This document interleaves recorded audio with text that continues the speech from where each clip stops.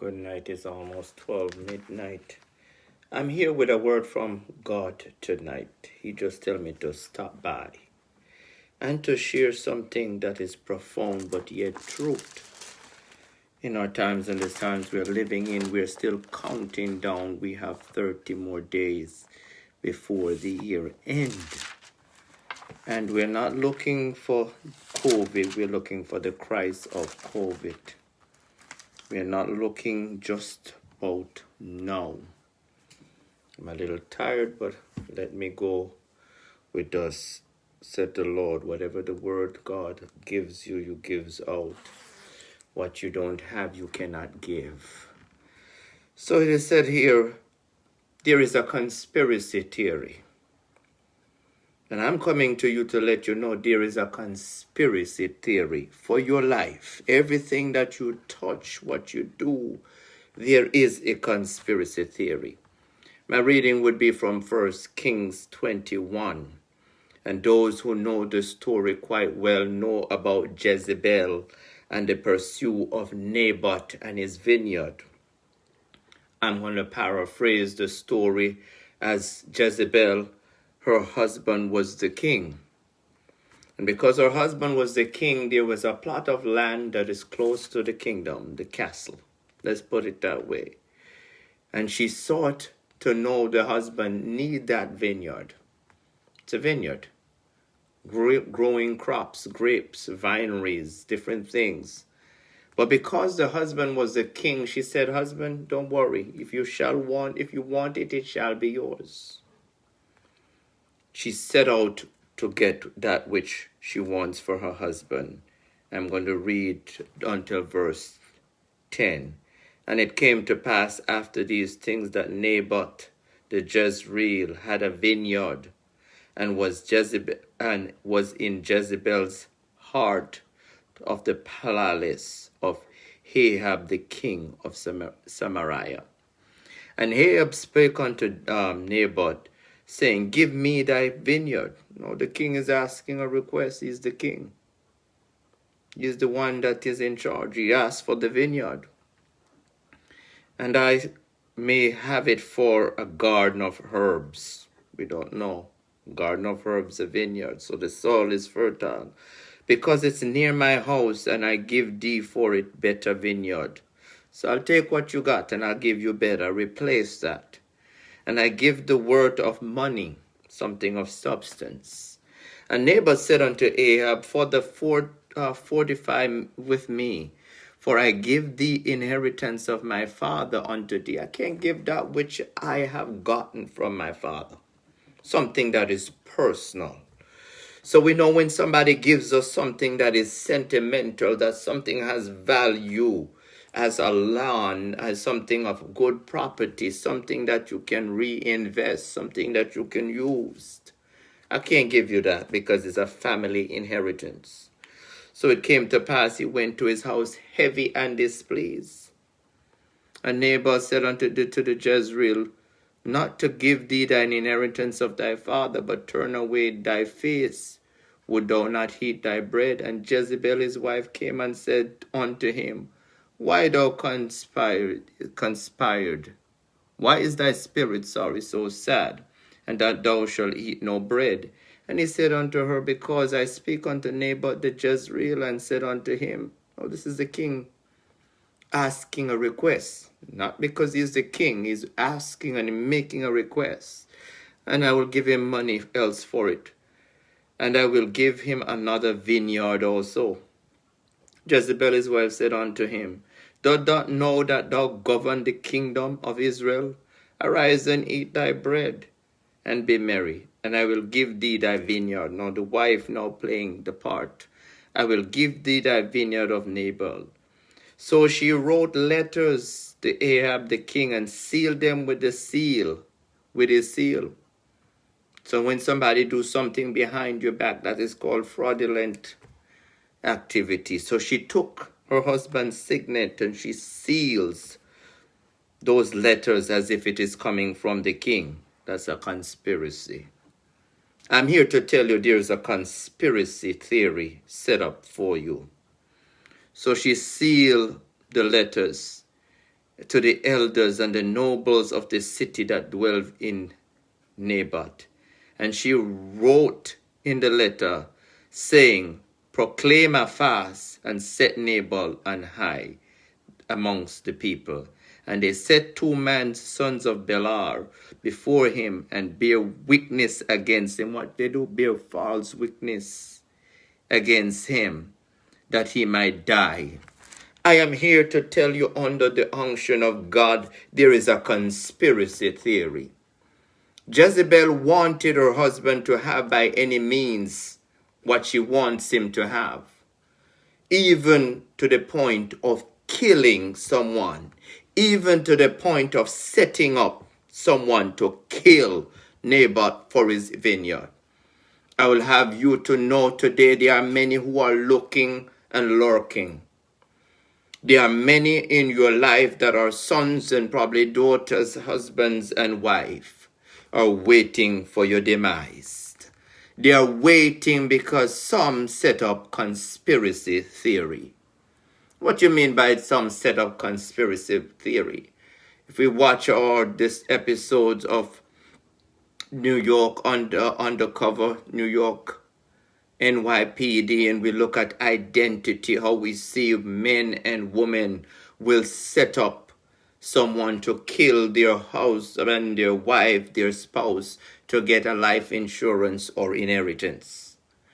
So we are seeing here that this woman, this wife, not only just wanted him to get, but she's forged by fraudulent means, use his signet ring to get letters out, because she must make it appear as if it is from the king. Conspiracy theory is an explanation for an event or a situation. So what in your life, somebody has a conspiracy theory on you? You have ever been accused of something you did not do? Were you wrongfully blamed and accused and ridiculed, even to the point of being demonized and ostracized, even by your loved ones? So she conspired to set man not only letters, but to set watch. She incite others, just like when Jesus in the book of Luke, when Pilate found no fault in him, what did the scribes do? They set up and they ambush. They set up men and women. They set up the city. They put them on rise that, yes, this time around, give us Barabbas, give us a release of a common criminal, but we got to do away with this Jesus. Let me tell you, some things in your life are not merely mistakes and mishap. It's a conspiracy theory.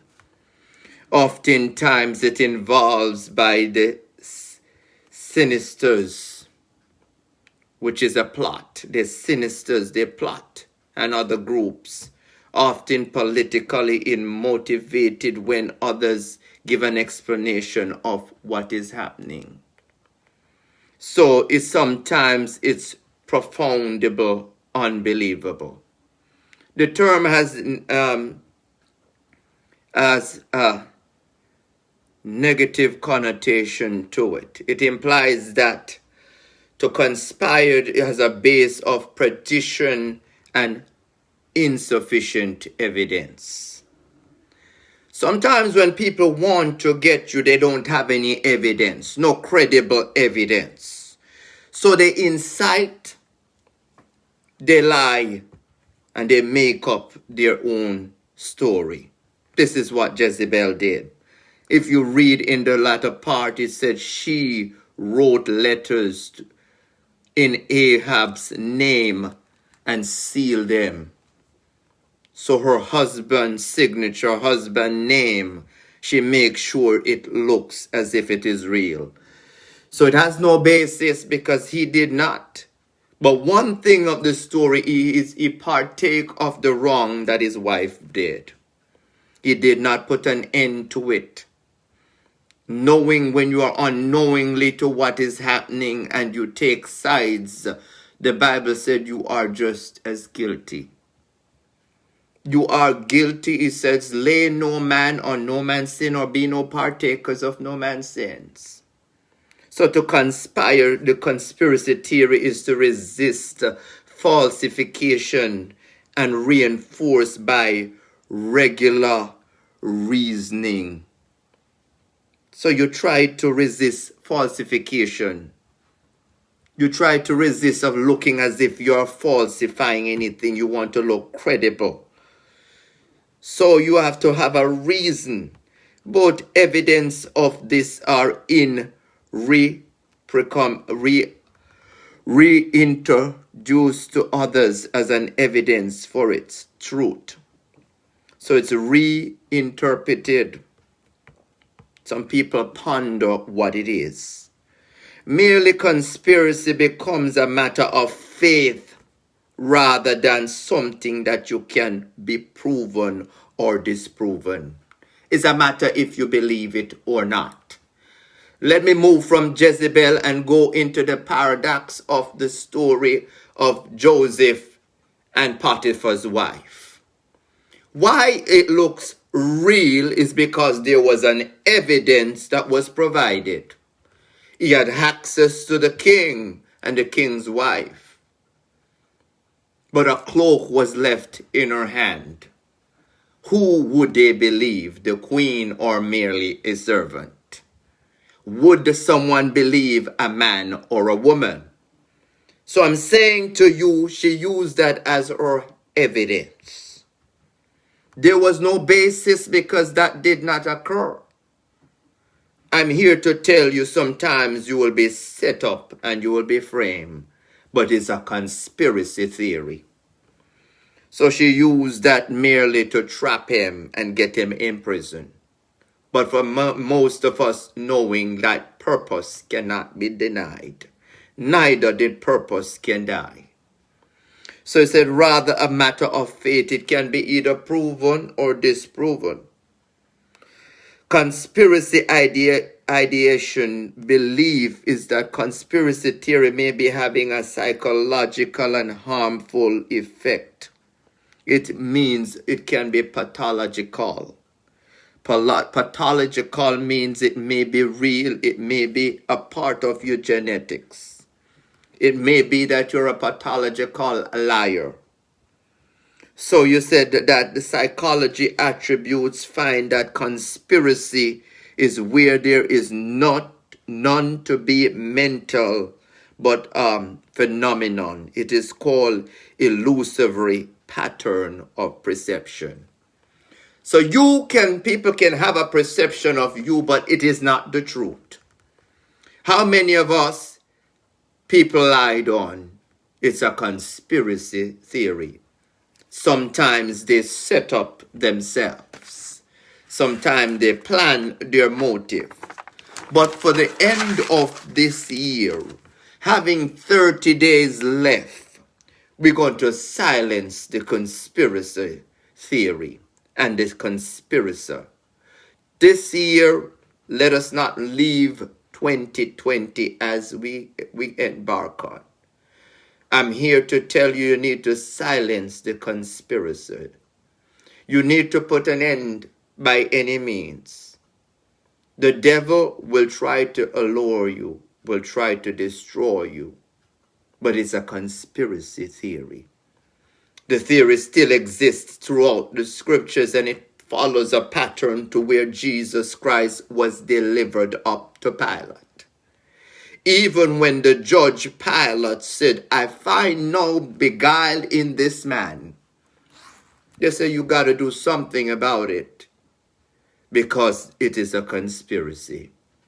I'm here to tell you, no matter what someone does to you or try to do to you, they cannot stop the purpose like they did for Joseph.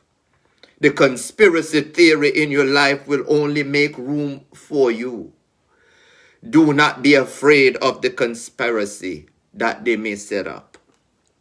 Don't be afraid of the lying. Don't be afraid of holding your head down. Hold your head up high because you know who you believe in. As many of us in the Christian walk, we often find ourselves in disarray and disbelief of what we encountered as in calling the family of God or a community of believers. At this time, so many of us are isolated and at home, and we don't have one to share with each other the word of faith. For the seasoned saints, those that are up in age, are not inclined to technology, so they can't come by via means of social media. But I'm here to tell you today, silence the conspiracy. The devil may have a conspiracy with this COVID. God may have a divine plan in the COVID. Whatever the conspiracy is, you're coming out. Remember my last word to you, your coming out is greater than you're going through. If you do not remember anything for the end of this year, remember my most current message again to you is, it is mounting time. You're going to mount up with wings like eagle. You're going to accelerate. You're going higher to a different dimension. For those who lag behind in their faith and in their walk, now is the time that we have been tested globally for this crazy disease called COVID.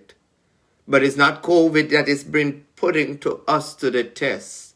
It's our humanity and our spirituality. It is to see how far we rely on God or we rely on self. We trust the government or we think they have a conspiracy theory behind the whole madness. As I say to you tonight, there is a conspiracy theory. The only thing you can do when the theory exists is to stand on the word of God. Stand in your faith, having done all just to stand. Joseph was lied on, was thrown in prison, but he was sold from pit to palace to prison and back to palace. Purpose cannot be denied, nor purpose can ever die. For the remaining of 2020, stay focused. 30 more days to go. What would be your choice in the matter? You choose to live or you choose to die. But guess what? The choice is yours to make. You be safe, you be good. I'll be coming to you with just impromptu message. Just follow, share, like, send those or IMG or whatever they call it on Instagram. I will tag it in so you let someone know that there is a conspiracy theory. But don't be fooled about the theory. It is only a theory that should be tested, proven, or disallowed. It will be proven, but it will stand the test of time. You would be encouraged, share with someone that it's only a conspiracy theory, but God knows the end of the thing.